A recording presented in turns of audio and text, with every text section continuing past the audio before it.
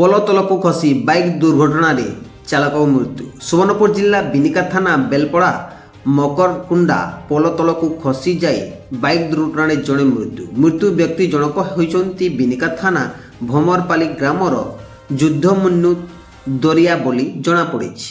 ଯୁଦ୍ଧମନ୍ୟୁ ଦରିଆ ଗତକାଲି ଘୋର ଖାଇ ସାରିବା ପରେ ବିନିକା ପଟୁ ରାମପୁର ପଟକୁ ଯାଉଥିବା ବେଳେ ଧାନ ମିଲକୁ କାମ କରିବାକୁ ଯାଉଥିଲେ। ସେହି ସମୟରେ ଭାରସାମ୍ୟ ହରାଇ ପୋଲ ତଳକୁ ଖସି ଯାଇଥିଲେ।